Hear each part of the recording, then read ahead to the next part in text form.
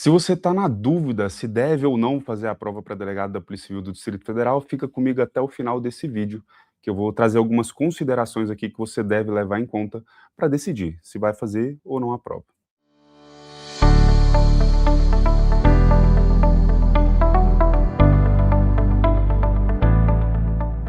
Para quem ainda não me conhece, meu nome é Moacir Neto, eu sou delegado da Polícia Civil aqui de Minas Gerais já há mais de 10 anos.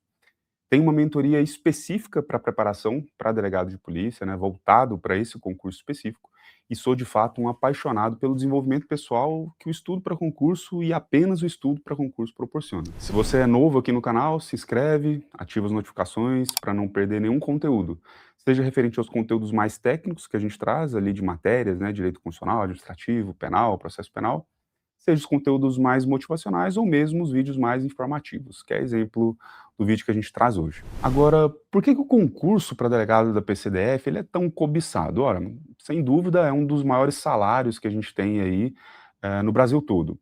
Você vai poder morar ali no Distrito Federal, que tem uma dimensão territorial pequena, ou seja, você tem uma certa previsibilidade de onde você pode morar, da onde você pode trabalhar, né?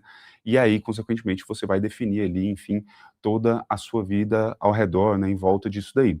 Agora, para além disso, a gente tem um órgão que é fruto ali do orçamento da União, então existe ali um aparelhamento muito bom, existe ali uma estrutura muito boa e, claro, né, essa questão financeira, essa questão de estrutura fazem muita diferença. O próprio nome da Polícia Civil do Distrito Federal também é uma polícia com um nome relevante, e aí isso, claro, atrai olhares aí, principalmente dos concurseiros de carreira policial. É um concurso que já vem sendo noticiado já há muito, muito tempo, já caiu até na lenda urbana aí do pessoal dos concursos. Mas fato é que saiu, tivemos aí recentemente, na semana passada, o edital publicado, e agora temos aí uma oportunidade de ouro para a gente poder aproveitar, que seria esse concurso da Polícia Civil do Distrito Federal. Agora, claro, surge a dúvida. E aí, faço ou não faço esse concurso? Primeiro ponto que você tem que levar em consideração é o modelo dessa prova, né?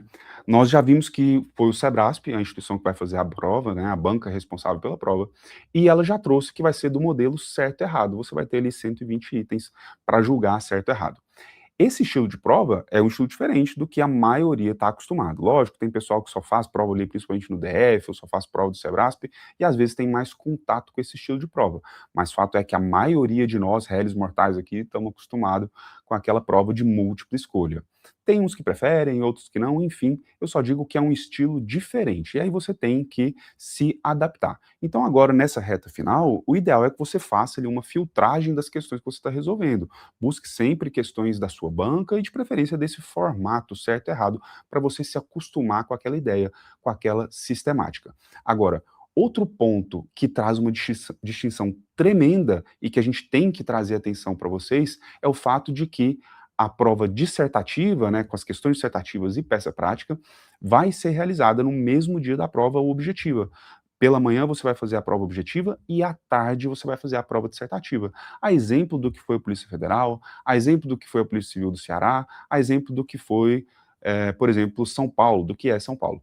Então, é um modelo de prova diferente e a gente precisa se atentar para quais peculiaridades a gente deve observar aí na nossa preparação. É justamente por isso, pela prova dissertativa ser no mesmo dia da prova objetiva, que eu sempre falo, principalmente para os meus alunos: olha, você não pode deixar de se atentar já no início da sua preparação, para o fato de que você vai fazer uma prova dissertativa, que você vai fazer também uma prova oral. Desde o início da sua preparação, inclua uma rotina de questões dissertativas. Além de ser uma fase inevitável do seu concurso, é uma excelente forma de estudo ativo.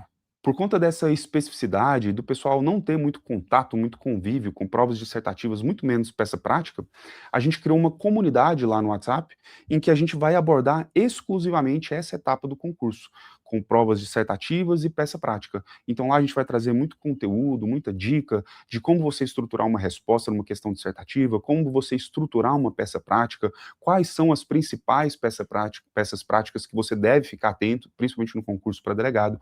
Então eu vou deixar o link na descrição do vídeo, é só você entrar, não precisa de convite, enfim, não precisa pagar nada, um grupo 100% gratuito. Além disso, você pode tirar dúvidas comigo, tirar dúvidas lá com os nossos professores parceiros também, tá certo? Agora, desde que foi publicado o edital, a pergunta que eu mais ouço, tanto de alunos quanto de pessoas interessadas ali na mentoria, é se dá tempo de estudar. Dá tempo de estudar para fazer a prova? Dá. Dá tempo de estudar para ser aprovado? Depende. Então, para a gente desenvolver um bom raciocínio aqui, eu vou separar 3 perfis de estudante. O primeiro é o perfil do iniciante. É aquela pessoa que começou a estudar há pouco tempo, não tem uma boa base e nunca fez uma prova de concurso para delegado de polícia. Para essa pessoa, inevitavelmente, não dá tempo de você estudar para ser aprovado, né? Mas nada impede de você fazer a prova, de você adotar, né, ter uma prova-alvo. Você estudar tendo uma data para fazer uma determinada prova é muito diferente do que você estudar sem ter uma prova, sem ter uma data, enfim. O segundo perfil de aluno é o aluno intermediário, é aquele que já estuda há algum tempo, ele está fazendo a base e ele já fez algumas provas, mas sem passar em nenhuma primeira fase. Para esse aluno específico, dá tempo de estudar para passar, para ser aprovado, enfim? Olha, a meu ver, a depender do caso, dá sim, sem problema algum. Agora, isso porque nós temos um tempo até considerável até a prova, né? Temos aí 3 meses, basicamente, um pouco mais de 3 meses. Então, é um tempo bom para você intensificar a sua preparação e entender que o ritmo de reta final é totalmente diferente do ritmo de uma construção de base, por exemplo. Reta final, meu amigo, é quando você tira férias prêmio, tira atestado.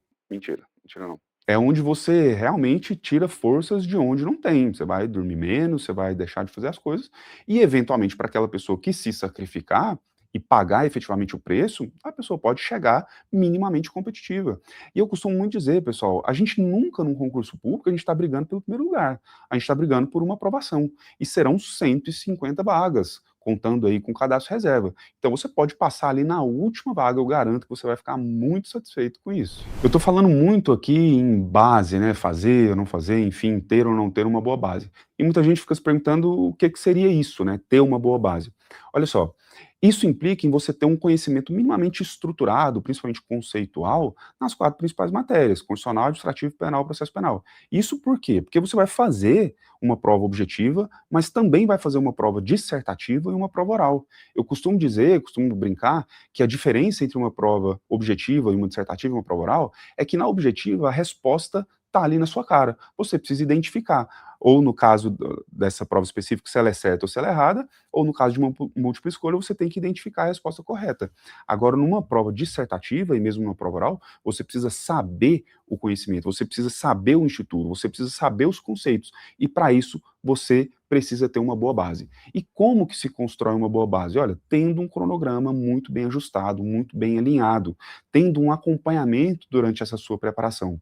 Então, se você quer conhecer a nossa mentoria, esse acompanhamento, essa análise, né, realmente de dados objetivos para entender se o aluno está progredindo, se não está, se está evoluindo, onde a gente precisa ajustar, eu convido você a conhecer a nossa mentoria, me mandar uma mensagem, eu vou ter o maior prazer em apresentar e tenho absoluta certeza que vai ser um diferencial muito grande na sua preparação. E aí, por último, a gente tem o aluno avançado, que é aquele aluno que já estuda já há alguns anos, ele tem de fato uma boa base e ele já foi aprovado ali em algumas primeiras fases, eventualmente chegou até em alguma prova oral e teve ali realmente o dissabor de ser reprovado numa prova oral. Agora, para esse aluno específico, sem dúvida alguma, é o momento exato, é o momento propício ali para ser publicado o edital. Você deve estar ali, sendo, né, esse aluno avançado, no topo ali da sua performance, digamos assim. Então, esse período, até um período considerável, que a gente tem até a data da prova, é o momento de você fazer alguns ajustes finos. E aí eu digo a importância tremenda de você ter um plano muito bem estruturado, muito bem definido, até a data da sua prova, envolvendo tanto a fase objetiva, mas sem perder de vista a prova dissertativa e já pensando também futuramente numa prova oral. Por quê? Porque você é um aluno avançado. Você não está preocupado única e exclusivamente em ser aprovado no objetivo e ter a sua redação, ter a sua prova dissertativa, peça prática corrigida. Não, você quer ser aprovado também na dissertativa e peça prática. Então você precisa conciliar muito bem esse período até a prova para você fazer os ajustes final, né, os ajustes finais e chegar lá na data de sua prova muito bem afiado, ali na ponta dos cascos mesmo, com um roteiro muito bem incrementado adaptado para respostas subjetivas, com um roteiro para as principais peças dissertativas também, para você não ter nenhuma surpresa. E se você quer ter um acompanhamento direto comigo, com um cronograma específico, baseado no edital recém-publicado para a Polícia Civil do Distrito Federal, nas próximas semanas nós vamos lançar uma turma reta final na mentoria ali para a prova do Distrito Federal, para a prova do DF, pensando também na fase dissertativa e na peça prática, né, nas questões dissertativas e peça prática.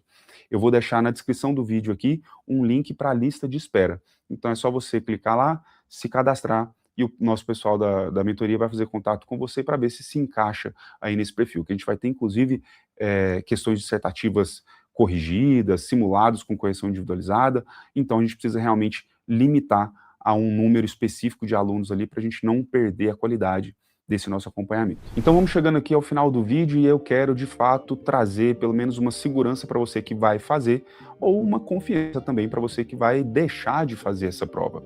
A gente precisa saber também que as oportunidades, nem toda oportunidade que aparece são oportunidades para a gente. E às vezes você deixar passar uma oportunidade também é saber aproveitar oportunidades. Tá certo? Então, a meu ver, tudo gira em torno da questão da possibilidade e da condição, enfim, de cada um. Se você tem condição financeira, tempo e logística a seu favor para ir fazer a prova, faça, aproveite.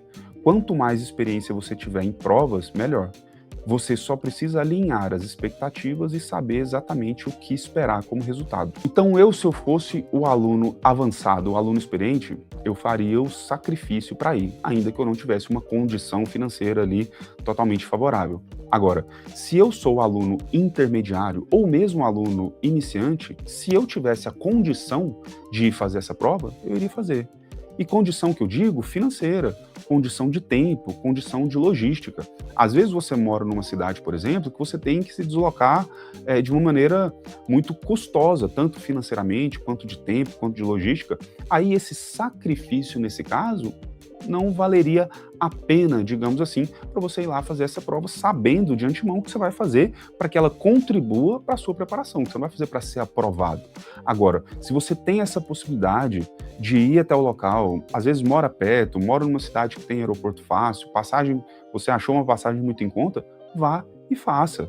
Né? Por quê? Porque você vai sentindo como é fazer uma prova, você estuda com uma data, você vai pegando ali malícia de como fazer a prova, de como se portar, dos rituais que você vai criar, inclusive, para fazer essa prova. Eu vou fazer um vídeo, inclusive, sobre os rituais que eu tinha antes da prova, que eu acho muito bacana. Mas, enfim, você vai construindo essa sua experiência de fazer prova, vai construindo essa sua experiência de concurso público e, com certeza, isso vai contribuir muito para a sua preparação. Sem contar no fato de que depois você, com o seu caderno de prova, você vai sentar, vai resolver aquele caderno de prova depois, lá na sua casa, estudando questão a questão, item a item, e isso vai trazer um aprendizado gigantesco para você, porque a possibilidade de você gravar, de você apreender aquele conteúdo é muito maior do que se você simplesmente estudasse ele ali no seu dia a dia, porque afinal de contas caiu numa prova que você foi, que você viajou, que você teve uma experiência, às vezes o caso chegou atrasado, teve um imprevisto, enfim, e isso são tudo circunstâncias que fazem com que a gente retenha mais a informação. Então, tirando toda essa questão, ainda tem um cunho muito prático, né, muito pragmático de você fazer a prova e com certeza isso contribui na sua preparação como um todo. Claro, pensando aí num projeto de médio e longo prazo, como de fato você deve pensar. Pessoal, então se você ficou até o final desse vídeo, não deixe de deixar o seu gostei, caso tenha gostado, se inscrever no canal, ativar as notificações para não perder nenhum vídeo, seja referente aos conteúdos mais técnicos, mais informativos, motivacionais, enfim, todo o conteúdo que a gente traz para você, que eu garanto para você que eu trago todo esse conteúdo com muito carinho, com muita dedicação, me preparo para trazer e trago realmente de coração, tentando ajudar, tentando acrescentar, mesmo que minimamente aí na rotina, na preparação de vocês, tá certo? Espero que tenham gostado, vejo vocês nos nossos próximos vídeos, até lá, tchau, tchau.